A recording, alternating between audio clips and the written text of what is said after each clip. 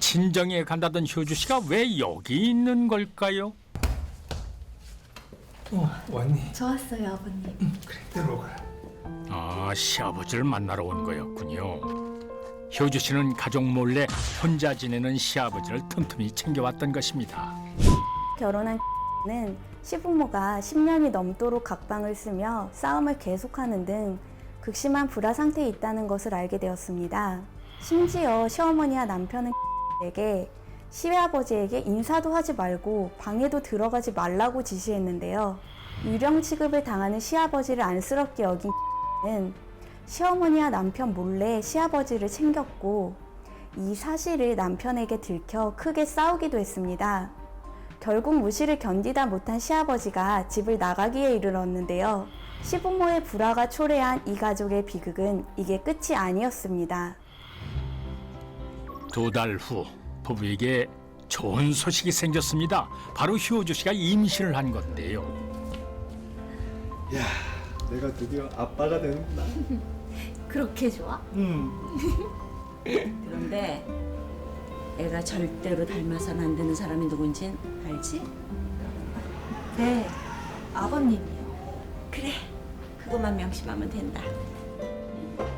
문태 씨가 집을 나간 후 세 사람의 관계가 회복된 모양입니다. 어머니, 저 오늘 친정에 좀 다녀오면 안 될까요? 임신 소식도 좀 알려드릴 겸. 그래, 이왕 가는 김에 자고 와라. 정말요? 감사합니다, 어머니. 그런데 그날 밤 친정에 간다던 효주 씨가 왜 여기 있는 걸까요? 왔니? 좋았어요, 아버님. 그래, 들어가. 아, 시아버지를 만나러 온 거였군요. 효주 씨는 가족 몰래 혼자 지내는 시아버지를 틈틈이 챙겨왔던 것입니다. 아이, 자꾸 이렇게 안 와도 된다니까. 걸리면 어쩌려고 그래. 오늘은 아버님께 꼭 드릴 말씀이 있어서 왔어요. 꼭 할 말이라니?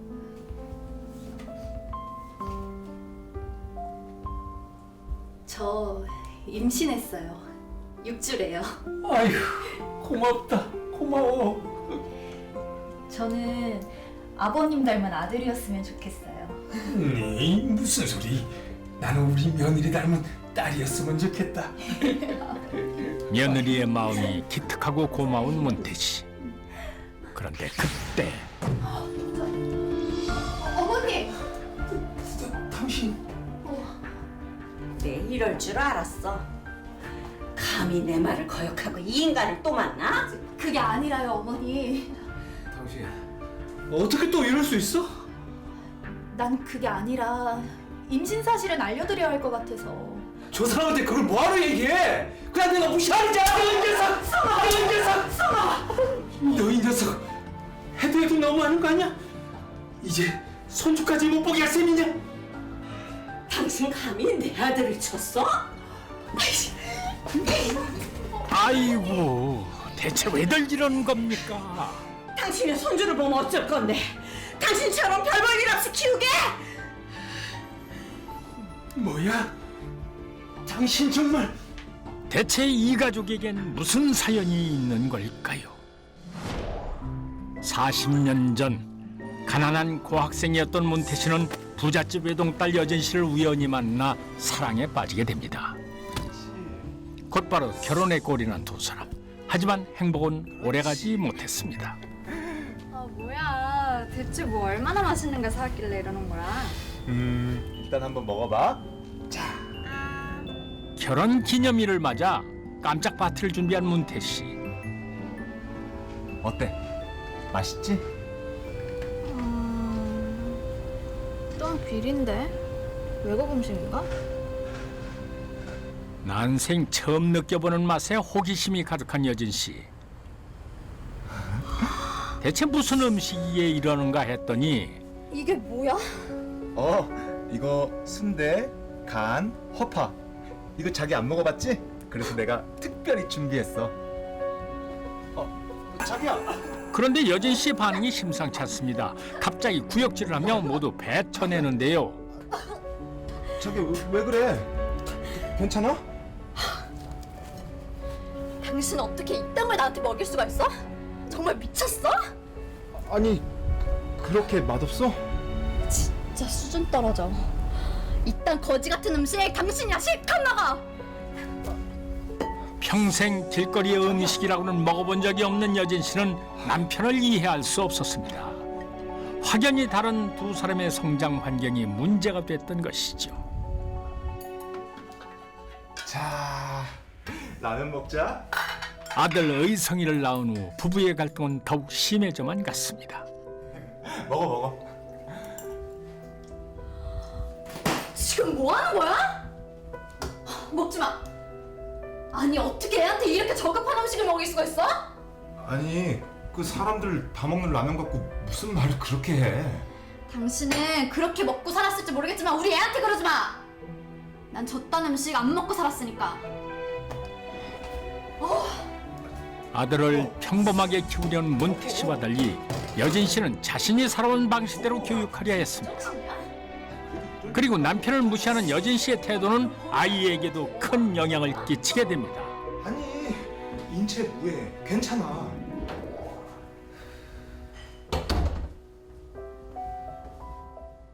어느새 의성이 역시 아버지의 모든 행동이 구질구질해 보이고 싫었던 것입니다. 하지만 기품 있고 경제력이 있는 어머니에게는 늘 깍듯하게 됐는데요. 이렇듯 가족의 의미를 잃어버린 지 오래인 세 사람. 하지만 중소기업의 회장인 여진 씨는 주변의 시선 때문에 이혼만은 할 수 없었습니다. 그리고 문태 씨 역시 어머니의 병원비를 아내가 부담하고 있어 쉽게 이혼을 결심할 수 없었던 것입니다. 결국 이들의 복잡한 가족사 때문에 애꿎은 효주 씨만 난처하게 되는데요.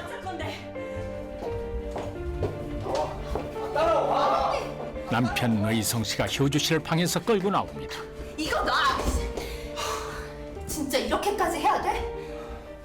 네가 아버지 없이 자라서 저 사람한테 잘하고 싶어하는 건 알겠는데 나 어머니 말씀 거역할 수 없어. 우리 분가해서 살자. 시부모님이 어떻게 사시든 그냥 우리 둘이 나가서 살자. 어? 분가? 말이 되는 소리를 해. 나 어머니 두고 절대 못 나가. 그래? 난 분가하는 거 아니면 이혼할 거니까 나랑 살 건지 아니면 어머님이랑 살 건지 당신이 알아서 해. 하하, 과연 남편은 어떤 선택을 하게 될까요? 시부모의 갈등 때문에 부부 사이마저 멀어지자 아내는 분가를 제의했지만 어머니 곁을 떠날 수 없다는 남편의 차가운 답변에 결국 아내는 이혼 소송을 청구합니다. 재판부는 부모 사이가 악화된 상태에서 문제를 해결하기는커녕 아내의 분가 제의를 거절한 남편에게 혼인관계 파탄에 주된 책임이 있다며 두 사람은 이혼하고 남편은 아내에게 위자료 1억 5천만 원을 지급하라고 판결했습니다. 결국 이혼을 다한 것은 물론 그에게 위자료까지 물어주게 된 의성 씨. 하지만 그보다 더 무서운 게 있었으니 바로 어머니 여진 씨입니다. 어떻게 해요 어머니? 우리가 졌어요. 위자료도 다 물어주래. 아유.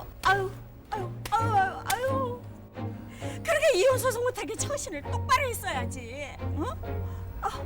이렇게 어머니 얼굴에 먹칠을 해? 내가 여태까지 그지 같은 네 아버지랑 왜 이혼 안 하고 살았는데?